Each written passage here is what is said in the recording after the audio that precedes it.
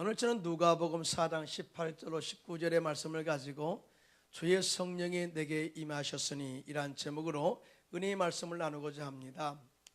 예수님께서 이 땅에 오신 목적은 인류 구원이라는 대명제를 가지고 오셨어요. 예수님께서는 이 사역을 십자가에서 이루셨는데요, 그 사역을 이루시기 전에 공생의 3년 반 동안에 많은 일을 행하셨습니다. 예수님의 3대 사역이 있는데, 첫째로 천국 복음을 전파해서 많은 사람들을 주께로 인도해서, 두 번째 사역은 회당에서 말씀을 가르치심으로 말미암아서 영적으로 무지된 사람들에게 영적 지혜와 지식을 공급해 주셨습니다. 또 뿐만 아니라 가는 곳곳마다 마귀에게 눌린 자, 귀신에게 눌린 자, 병든 자들을 치료하심으로 말미암아서 영육 간의 강건한 치유 사역을 하셨어요. 그런데 이 놀라운 이 핵심적인 능력은, 사역의 능력은 뭐냐? 바로 성령의 기름 부심으로 되어졌다는 것을 볼 수가 있어요. 어노인팅, 성령의 기름 부심의 능력이 많은 병자를 치료하게 하고 자유케 하시는 역사를 이루었다. 사도행전 10장 38절입니다. 시작. 하나님의 나사렛 예수에게 성령과 능력을 기름 붓듯 하셨음에 그가 두루 다니시며 선한 일을 행하시고 마귀에게 눌린 모든 사람을 고치셨으니 이는 하나님이 함께 하셨습니다. 아멘입니다. 성령의 능력으로 사역했던 것처럼, 예수님의 사역처럼 우리 역시 성령의 기름 부심의 능력을 받아야 나가서 복음을 전할 수 있게 되고 말씀을 가르칠 수 있게 되고 또 나가서 많은 병자들을 치료하는 사역에 쓰임받게 된다는 사실을 절대 잊지 마시기를 예수님의 이름으로 축원합니다. 뿐만 아니라 영적 전쟁에서도 날마다 승리할 수가 있고 선한 영향력을 세상 가운데서 미칠 수가 있는 것입니다. 그러면 주의 성령이 우리 가운데 임하시면 어떤 역사가 일어날까요? 첫째로 심령이 가난한 자들에게 복된 소식을 전하게 됩니다. 오늘 누가복음 4장 18절에 시작. 주의 성령이 내게 임하셨으니 이는 가난한 자에게 복음을 전하게 하시려고 내게 기름을 부으시고, 이렇게 말씀을 하고 있어요. 예수님의 사역은 성령의 기름 부심의 능력을 받고 난 이후부터 사역하셨어요.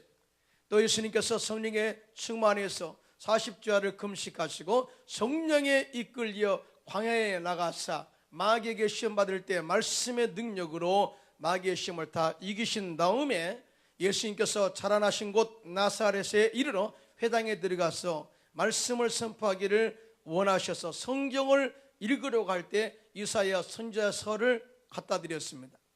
그때 예수님께서 한 것을 펴셨는데, 오늘 본문의 말씀이 주의 성령이 내게 임하셨으니 이는 가난한 자에게 복음을 전하게 하시려고 내게 기름을 부으셨다. 이 말씀의 핵심적인 이야기를 하는 거예요. 이 가난한 자는 실적으로 가난한 사람도 포함되어 있습니다만, 여기서 또 다른 가난한 사람은 심령이 가난한 자, 영적으로 갈급한 영혼을 의미하고 있어요. 이렇게 영적으로 심령이 가난한 사람들은 복음이 들어갈 때 그 복음이 하나님의 능력이 되고 구원이 되고 치유가 되고 회복이 된다는 사실을 절대로 믿으시기를 예수님의 이름으로 축복합니다.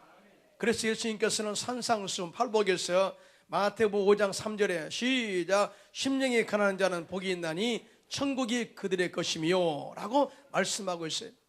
오늘 세상 사람들은 세상의 부여를 찾습니다. 물질적인 부여를 채우기를 원하고 있습니다. 물론 이러한 부여를 성경에서도 부정하지 않습니다.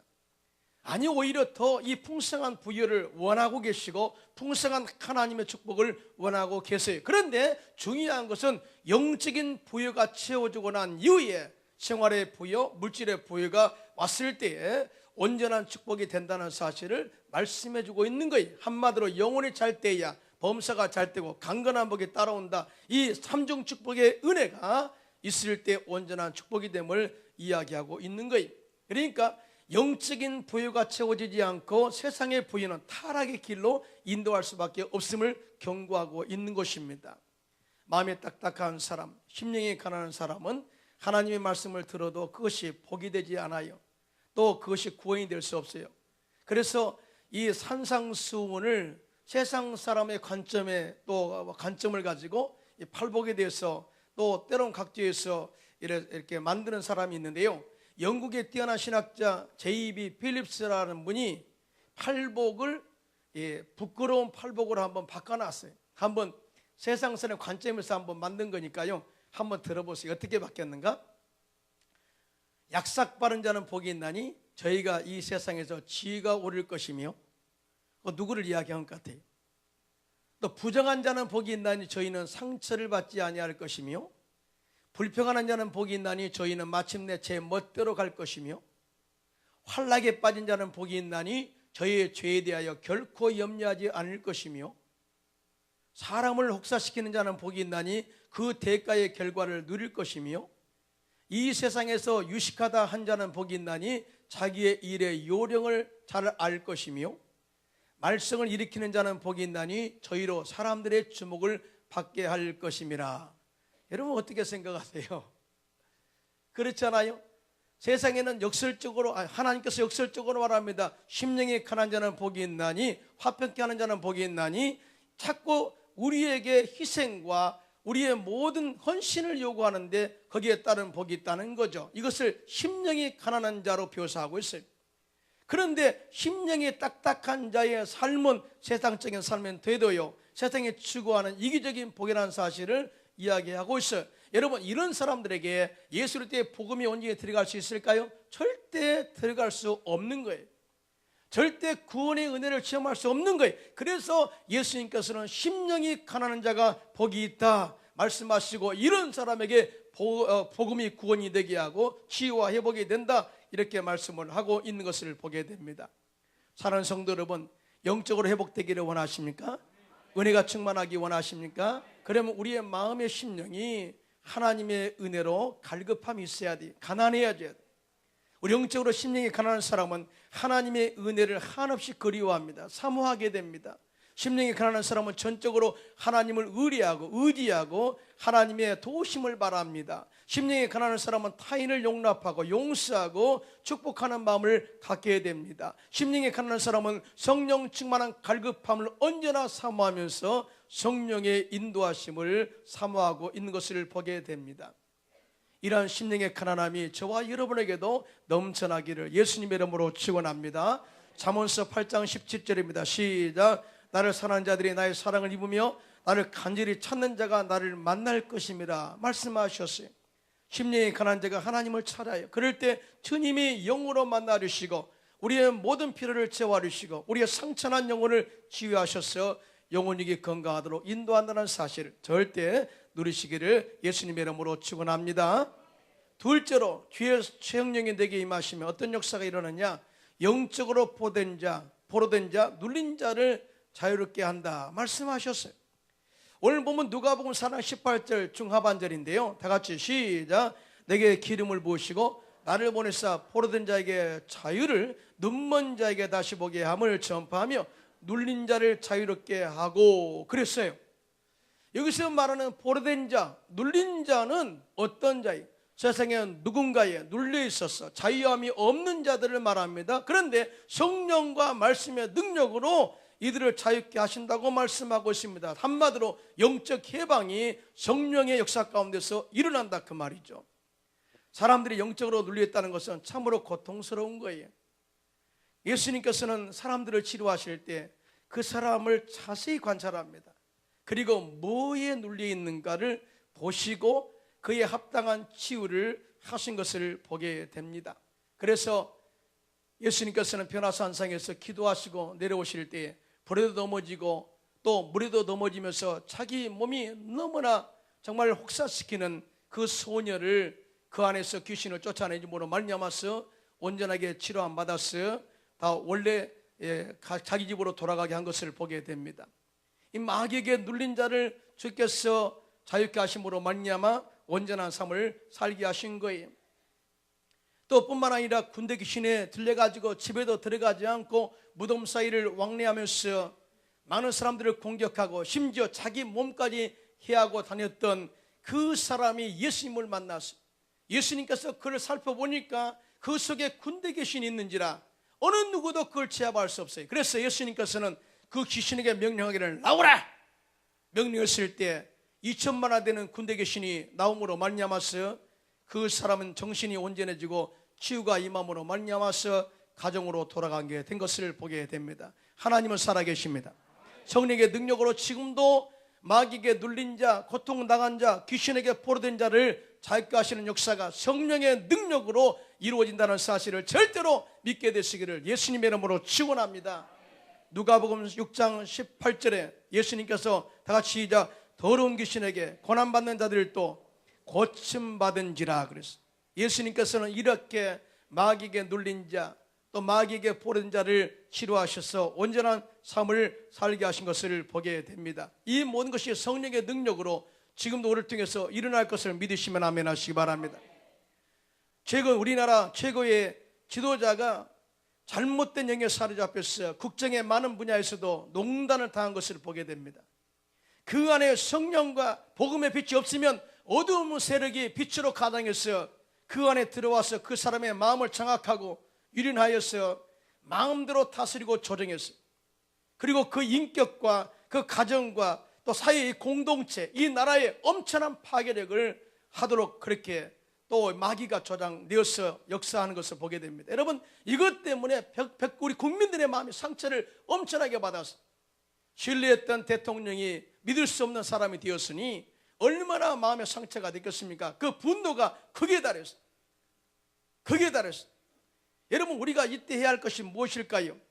주의 성령과 능력으로, 복음의 능력으로 우리나라 지도자의 역사는 마귀의 세력을 예수 이름으로 쫓아내야 될 줄로 믿습니다. 정치 세계 역사하는 마귀의 세력을 예수 이름으로 몰아내야 될 줄로 믿습니다. 이에 대해서 에베소서 6장 12절 13절을 정확하게 말하고 있어요.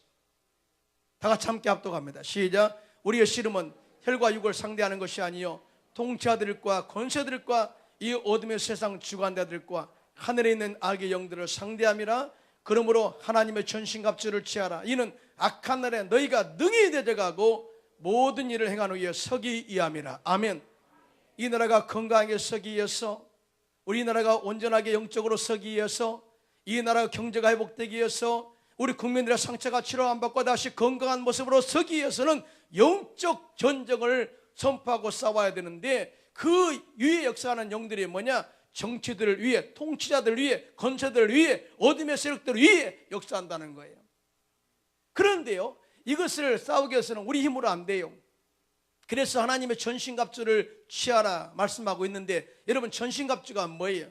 온몸에 모든 것을 다 무장하는 거예요. 구원의 투구를 쓰라. 구원의 확신을 가지라. 의형배를 가슴에 붙여라. 나는 의인인 것을 표시를 내라. 진리 흐를 때 허리에 띠라. 하나님 말씀으로 가장 중요한 부분을 더 무장해라. 평안에 예비한 복음의 신발을 신고 복음을 전파하면서 믿음의 방패로 수없이 쏘아대는 마귀의 불화살을 소멸하고 성령의 검 말씀으로 무장해라.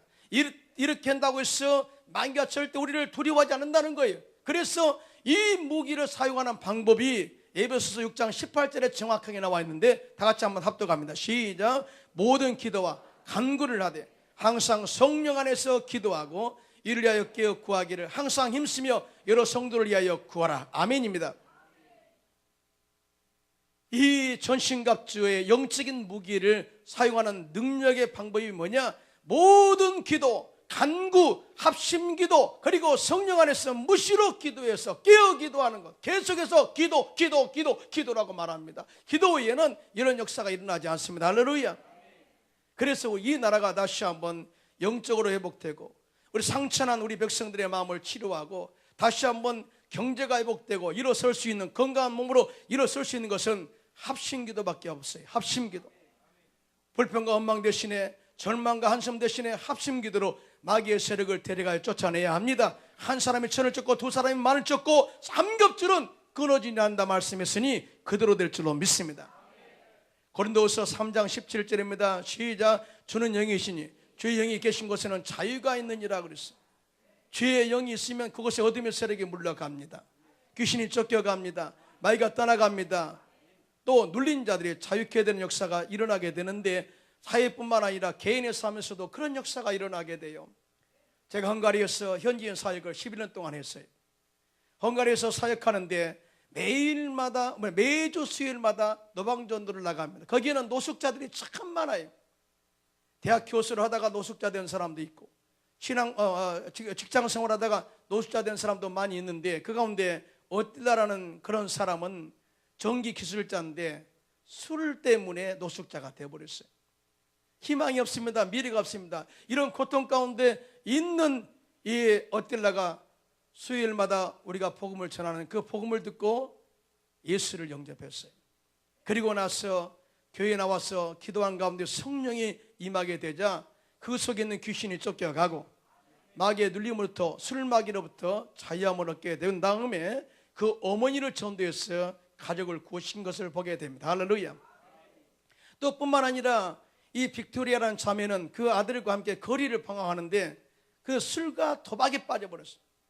정상적인 직장 생활하다가 또 거리에 나와서 오다가다 만난 남자와 만나서 아이를 낳아가지고 이게 좋을 텐데 아들이 좋을 텐데 어렸을 때 안고 다니면서 때 우리를 만났단 말이죠. 그러니까 예수를 믿고 하나님의 자녀가 되어서 열심히 교회에 나와서 성령 충만해지자 그 속에 술귀신이 떠나가게 되고 도박을 끊어버리고 정상 가정을 이루어서 나라에서 집도 받는 것을 직접 보았습니다. 할렐루야. 하나님은 살아계십니다.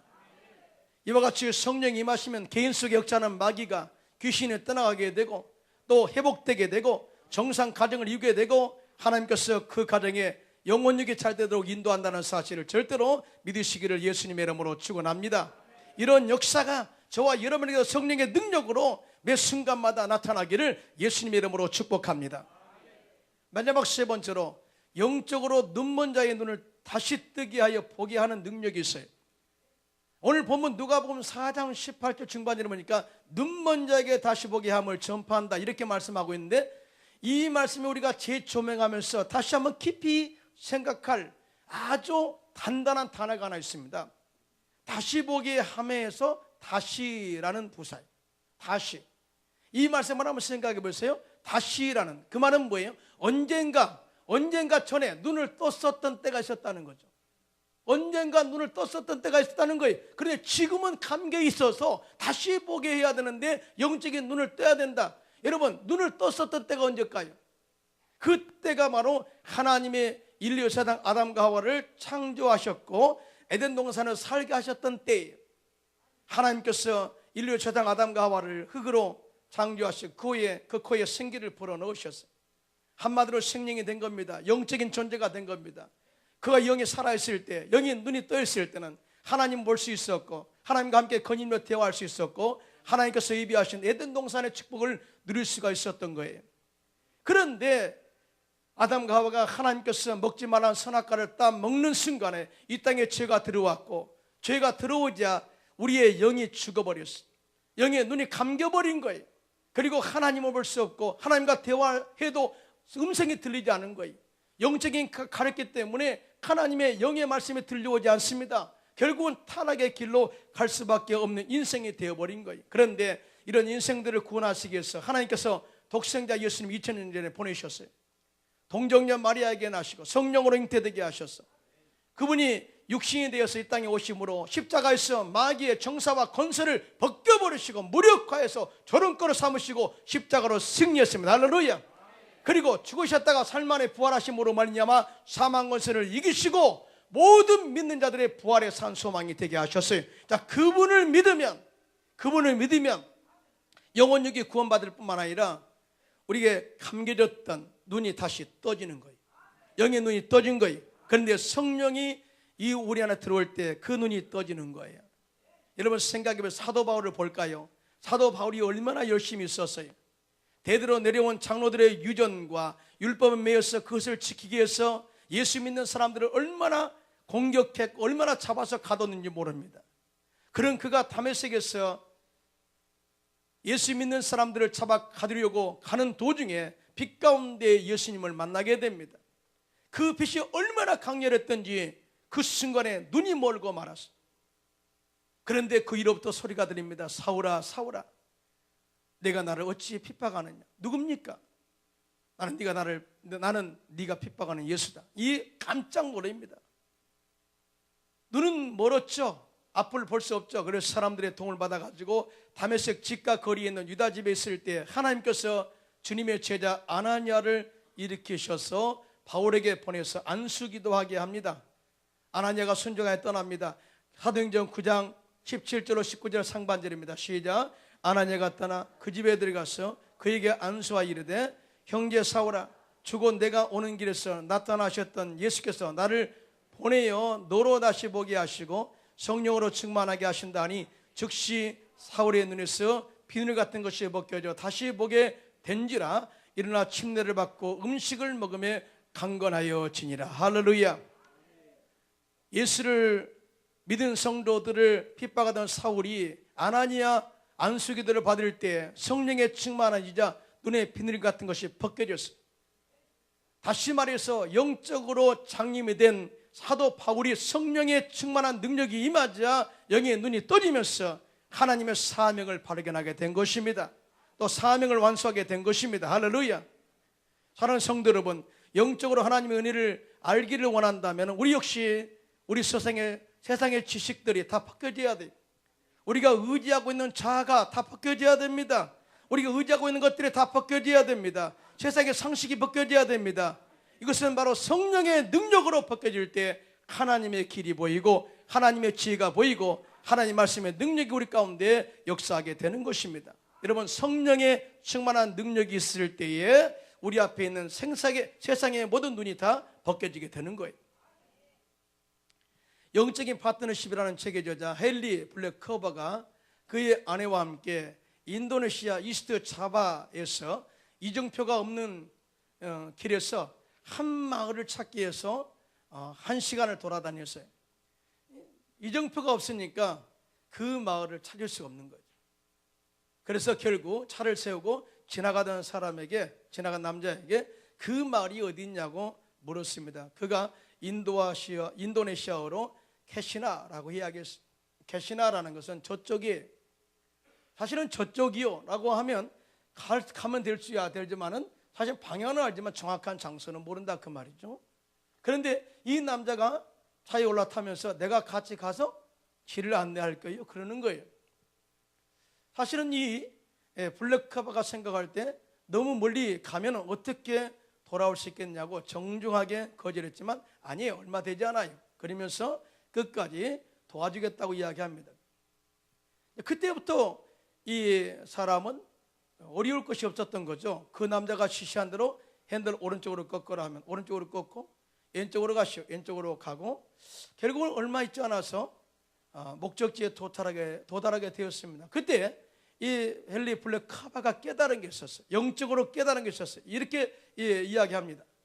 나는 도로 지도를 원했을 뿐인데 하나님은 충실한 안내자를 보내주셨다. 그러면서 우리가 하나님께 삶을 인도해 줄 지도를 요구할 때 하나님은 성령님을 보내주셔서 내가 곧 길이다, 내가 곧 진리다, 내가 너를 직접 인도해 주겠다, 나를 따라 내 명령에 순종해라. 그러면 내가 너를 목적지까지 쉽고 정확하게 데려다 줄 것이다 라고 하는 이 메시지를 받게 된 거예요. 그렇습니다. 성령이 우리 가운데 임하시게 되면 영적인 눈이 열리게 되고 정확한 하나님의 뜻을 발견하게 되고 우리가 가야 할 길을 알게 된다 그 말이죠. 이것이 바로 지혜예요. 할렐루야. 우리가 세상에서 하나님 이것 주세요, 이거 필요합니다 할 때 그래 내가 알아, 그런데 정확하게 이것을 얻는 방법을 가르쳐 줄게. 바로 성령님을 보낼 테니까, 보혜사를 보낼 테니까 그분을 믿고 따라가 하는 메시지가 바로 우리에게 큰 도움이 될 줄로 믿습니다. 여러분의 개인의 삶에서도 성령님을 인정하고 환영하고 모셔드려서 그분의 인도하심을 따라가시고 또 정말 정확한 방법으로 최고의 최선의 방법으로 여러분의 필요한 것들을 채우시는 하나님의 능력을 날마다 채우시는 경험하시는 저와 여러분 되시기를 예수님의 이름으로 축원합니다.